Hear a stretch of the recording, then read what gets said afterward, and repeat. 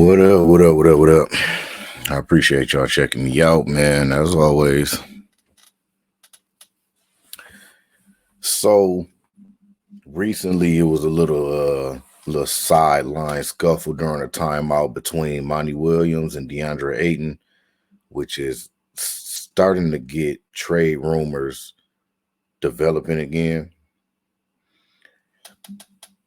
During the free throw possession, Ayton and Mikal Bridges. Well, let's just watch it. Let's just check it out. Let's just check it out. Because I got my thoughts, my opinions on this thing.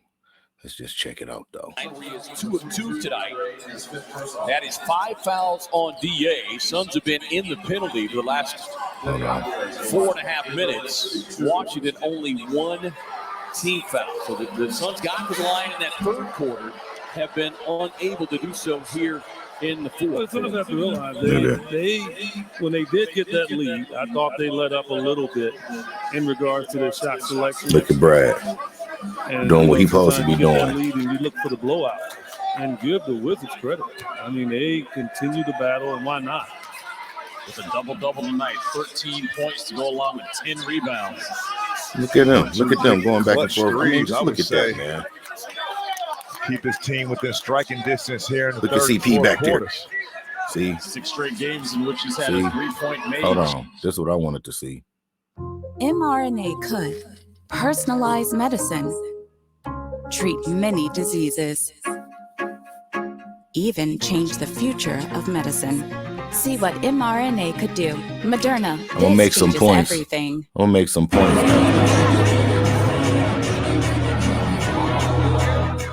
Look at that. Something is Ayton's fault. Now where's Chris Paul? Where's Devin Booker? Look who trying to step in. Some dude, I don't even know who this dude is right here. Bismack Biyombo trying to step in a little bit. Oh, now there go Book.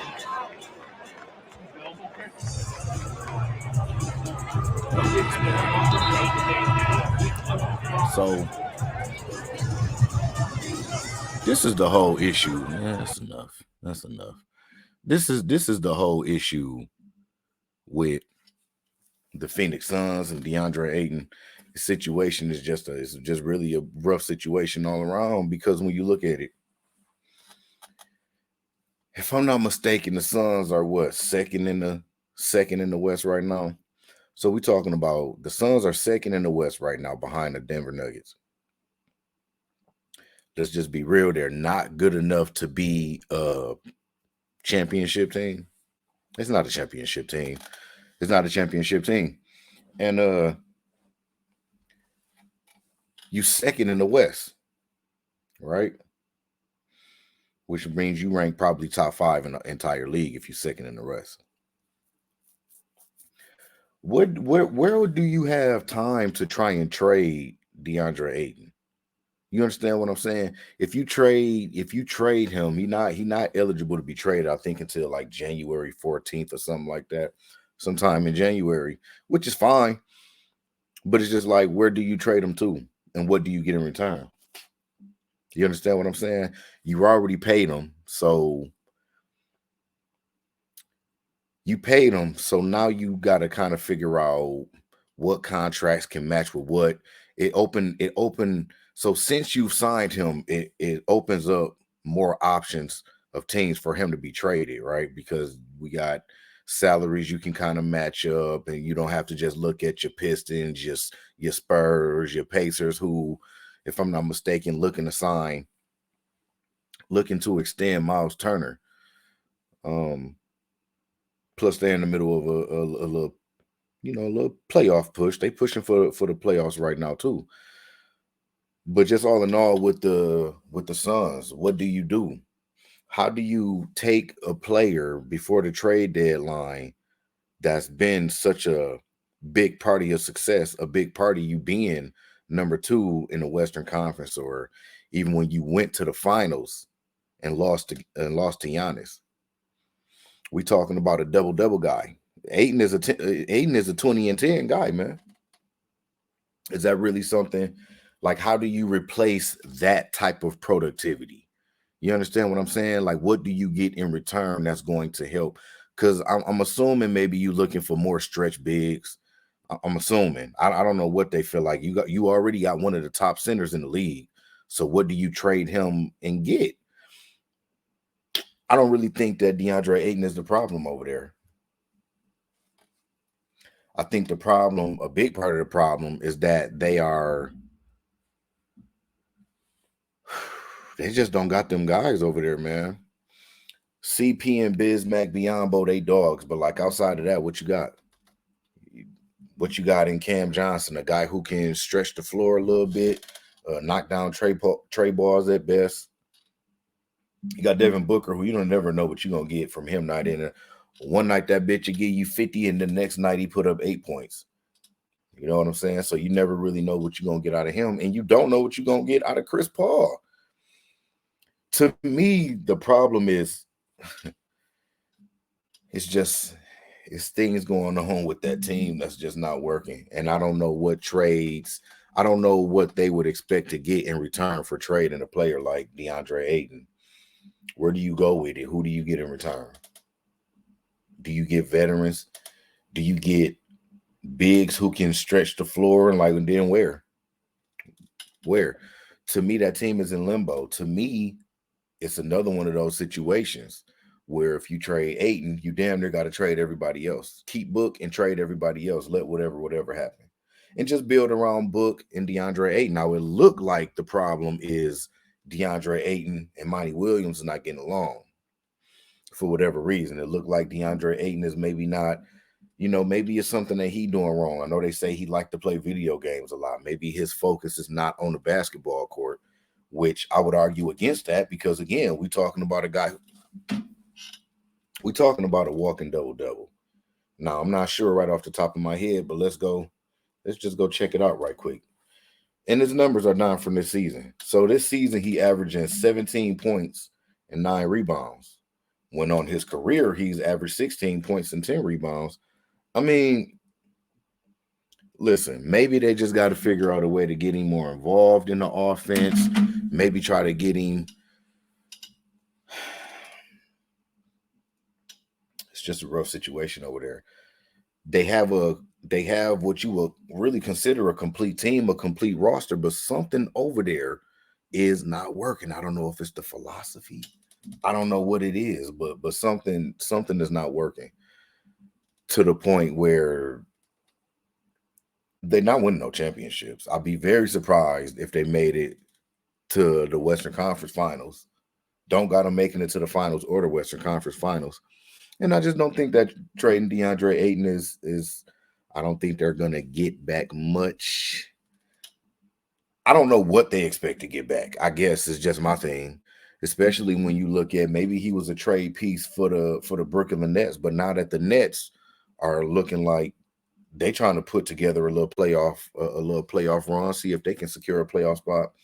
I don't think they're looking to make too many changes, not none that would include, I mean, what, it was Kevin Durant to the Suns rumors at one point. And I just don't think I don't think that's likely. I just don't think it's likely no more. At least not for this season, this current season right here. But I don't know. I don't know, man. Y'all can let me know what y'all think. That's just my 10 cents on the Deandre Ayton. I don't see him. I don't see it. I just don't see it. I don't see where it would happen at. I can't even think of teams around the league where I would be like, yeah, that'd be a good, you know what I'm saying? And especially not to the point where you want to ruin your chemistry with, again, the team that is number 2 in the Western Conference. But you got to do something. You got to shake something up. I'm telling you where they fucked up at. Chris Paul, he taking away too much cap space over there, man. Chris Paul is one of them guys. He just taking up too much cap space. When was the last time Chris Paul gave us a 20 assist game, 15 assist game, or put together a streak of 10 assists per game, 5 games straight or something like that? Like, well, I'm not saying that it's more of a question than anything else. what is Chris Paul's value to a team? I guess that's my question, because when you look at, number one, he's undersized, older, so he can't play defense the way that he might used to, could lock down on defense. So we know he's missing the step there. Never really had the athleticism. As far as putting up buckets, well, he can put up points, but that's just not what he do. It's just not what he do. He can put up points, he can score, but let's just be honest. If we're talking about Chris Paul being a predominant scorer on any team that he ever been on, we looking at a 25 point per game cap, right? 25 point per game cap. We know he can do the assist thing. So let's just say Chris Paul at best is 25 and 10. That's not enough. It's not enough, especially not in today's NBA. It's just not enough. If you're supposed to be the star or a co-star, like, who is the star over there? Who is the best player on the Phoenix Suns? I think it's a lot of things. It's those little type of things they need to figure out. Whose role is what? If Chris Paul's role is to be a point guard, he's a damn good point guard. But all that point guarding ain't getting him nowhere. They need something else out of him. He's not a high volume 3-point shooter. He's not a guy that's just going to tear you up. I mean, he can get his points mid-range. Please don't get me wrong. He can get his buckets. But again, we're talking about a 25 point per game cap. So I don't know. Maybe they need 25, 30 out of Book. Maybe they need 30 out of Book. Maybe Book need to elevate his game to a level of MVP. And even with him trying to be a better defensive player, it's just not, it ain't it. It just ain't it. Like, they missing something. Maybe they need more out of Mikal Bridges and Cam Johnson on a nightly basis. But I think it is definitely holes in that team. And I think that the glue, the tape, whatever you want to call it, the adhesive, is falling apart. I think that is falling apart over there, and that is really looking like, I don't know what they're going to do come next year. But it's over for the Phoenix Suns, and it's over for this here video, man. I'll catch y'all next time. Peace.